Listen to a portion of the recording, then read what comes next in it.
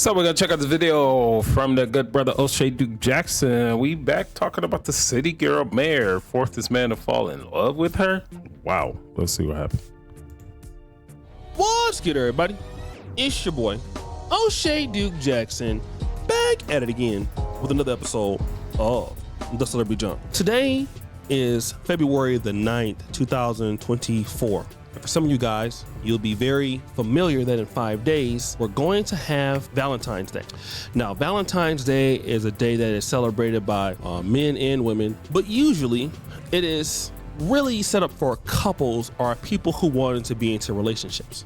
And you know, for every strong-willed, and some of their brothers call this, we have a lot of sisters in the black women that are in the black community are very strong-willed, strong-minded, and strong in terms of they're not going to change for any man. I'm not talking about just the strength that, you know, it takes to overcome some adversity. I'm talking about just dominant. A lot of black men complain about such women, but we forget that we have men in the black community who like such women. Some of these guys are not always black. Like if you look at Alexis Ohanian, he's with Serena Williams. Some brothers like women who are strong-willed, strong-minded, strong-dominant, and that's okay. That's okay, right? But if she's gonna be strong-willed, let the woman be somebody who is respectful. I have a pastor. My pastor's wife is a juggernaut. I mean, this lady, like, she's older now, but I mean, in her heyday, I have never seen anything like it. I'm talking about this woman will run through anybody.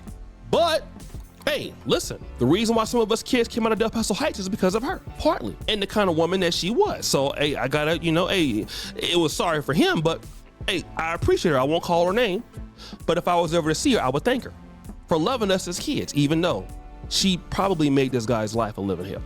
But with that being said, I want to get to Tiffany Henyard. Tiffany Henyard is one of those ladies, I believe she's a single mother, unaccountable. She seems like a young lady that doesn't listen, doesn't want to listen to any kind of direction, does whatever she wants to do. When I see her, that's what I think. And when you see the unaccountability, you see how she's stolen from the city of Dalton. You see how she has done everything in her power to disrespect black people. Not only black people, but to disrespect black women. And again, that's been my concern. And I'm a brother that's come out of the manosphere community, but I have noticed this hatred towards sisters from these women when y'all said that y'all was supposed to be protecting these women. And I think that it's just sad because you have a lot of these single ladies out there in the black community getting like overwhelmed and bamboozled by folks like her. And it's like, God damn, that's like, it's not even funny. It's like not even funny. I think like about 15 years ago, I would have thought it was funny. It's not funny now. That shit is not funny. Those people in that community, some of them ladies are older. I have a mother, I have a grandmother, and for them to have an idiot mayor like that to dominate over them, I think about what if my mother was living there? What if my grandmother was living there? What if my niece was living there? I wouldn't know what to do. So I don't think it's funny. I don't think it's funny. I got a little bit mature, man. And some of you brothers that got parents and you got mothers, this is not funny. But I wanted to talk about this brother who came up and really simped for her during the trustee town hall meeting. And I'm gonna come back and we'll talk about it. Good evening, Mayor. Good evening, everyone. This is my first time here. I wish everyone the best in remedying whatever challenges everyone has. I came here today, Mayor Henyard, to congratulate you on being in this seat and to wish you the best moving forward and growing the town, growing your administration, working through challenges.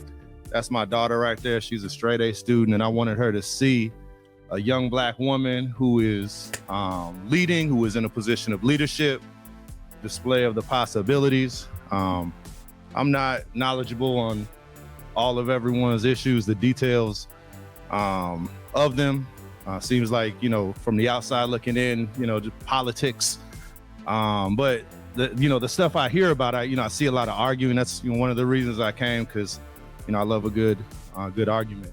But when public meetings devolve into just arguing, I would encourage all the leaders here to be more savvy than sometimes just arguing. That's what I've seen. But I came, and I met Miss Brown. You guys are, amazing. Thank you for saying hello to my daughter. But Here's something I don't understand. One of the things that I don't understand about the black community. Why is it inspire yourself or to be like them? Why isn't it just you just be the best you that you can be? What's so wrong with that? Which is what this guy is talking about. He has his daughter there, so he brought her there to see a black woman that's in a leadership position. Like, I mean, so what? That might go to your parenting skill. I don't care if she's in a leadership position. I'm going to teach my daughter, do your best. Be the best you that you can be. I'm not gonna put unfair expectations or handcuffs on you to say, oh yeah, I want you to be like her. I want you to be like Tiffany. I want you to be like Michelle Obama. I want you to be like, just name somebody. No, just let these people, when you're raising your kids, let them be whatever they're gonna be. And you help them and you support them and you correct them and you advise them along the way. I was hoping my daughter could get a picture with you. I wanted to see, a leader. I was looking today on former Mayor Rogers of Dalton. He's got pictures online with some steak dinners, with some elected officials. I was just looking it up because these are the things that I see and I hear. But, we got the mayor here, meeting with the president of the United States. Everyone's seen the picture. I mean, that's a big deal. That is great promotion for this city, for this town. And yeah, but at the end of the day, what good is it going to do? It's going to reinforce her wrongdoing as far as spending the money, because we know this administration that's in the White House is just 1,000% corrupt. They're worse than the mob, way worse. So promotion for the town, what good is that going to do? Victory with no victories is basically what you're talking about. It's giving statues to people like George Floyd. It's virtue signaling. It's giving a dumbass anti-lynching bill, which is what they've done. It's stupid. I might just say, Dan, I say just like, and people may not like everything, but I haven't heard positive things or credit. Like, wow, you met with the president. Of all the mayors in all these towns, you're able to meet with the president. How can we utilize this for our village? Congratulations on that. And still, we got to work out and hash out issues. Okay. But when it's all negative and it's all arguing, I don't think that approach will ever really work. But again, that's from the outside looking in. I just wanted to come and, say blessings to everyone. Thank you. I'm hoping my daughter might be able to get a picture with you. Thank you. So you guys heard that. You've heard that, right? I just... irritated. The smile that she had on her face, the weakness in that brother, and so many black men are being feminized to not stand up as men. And the podcast talked about this same situation, a Christian podcast. Let me play it and I'm gonna come back. One of the things that I'm noticing, Kevin, is just this increase in black men who are either dressing like women or have this real feminized voice, so to speak. So maybe feministic. So like advocating for black women and abortion, or wanting to just hold this position that's really feminist in nature, but not just feminist, feminized. So to me, this goes beyond, wearing a dress or even being homosexual. This just seems to lean into the idea that many black men, in my personal opinion, have shrunken back in the cultural conversation. And so I'm just looking at where's the strong black male voice? Now, present company not included. Now, let me just say this. There are so many black men out there who have given up on black America. I can see exactly why. A lot of black men have given up for the fact that they don't feel like it's any hope in black America. Discussing what has occurred with the sisters, they get too offended. They don't want any real help. They would rather do things their way. And the only way to really, be in their good graces is to do whatever they want to do. So many black men have said, okay, look, well, that's what you guys want to do, then we're done.